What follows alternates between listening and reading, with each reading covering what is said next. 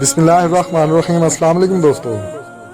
ایک شخص فرانس کے ایئرپورٹ پر وضو کر رہا تھا۔ اس سے کسی نے پوچھا، آپ کس ملک سے تعلق رکھتے ہیں؟ اس نے کہا کہ پاکستان سے۔ مائل نے پوچھا کہ پاکستان میں کتنے پاگل خانے ہیں؟ اس نے جواب دیا کہ مجھے تعداد کا تو پتہ نہیں، لیکن چند ایک ہی ہیں۔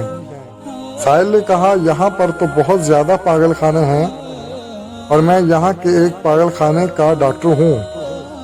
میری پوری تحقیق اس بات میں گزری ہے کہ لوگ پاگل کیوں ہوتے ہیں،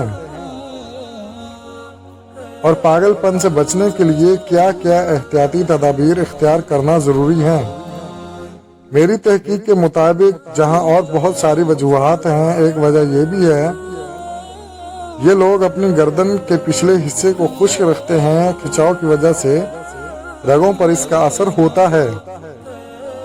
جو لوگ اس جگہ کو وقتاً فوقتاً نمی پہنچاتے رہیں، وہ پاگل ہونے سے بچ جاتے ہیں۔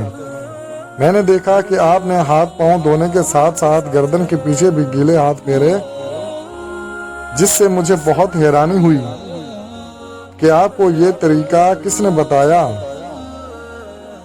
اس شخص نے بتایا کہ وضو کرتے ہوئے گردن کا مسح کیا جاتا ہے، اور ہر نمازی دن میں 5 مرتبہ گردن کا مسح کرتا ہے، اور یہ بات ہمیں حضرت محمد صلی اللہ علیہ وآلہ وسلم نے بتائی۔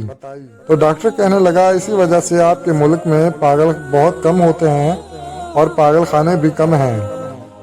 تو دوستو، ایک ڈاکٹر کی پوری تحقیق نبی کریم صلی اللہ علیہ وآلہ وسلم کے بتائے ہوئے ایک چھوٹے سے عمل پر آ کر ختم ہو گئی۔ سبحان اللہ۔ تو دوستو، آپ کو ہماری یہ ویڈیو کیسی لگی کومنٹ میں ضرور بتائیے گا۔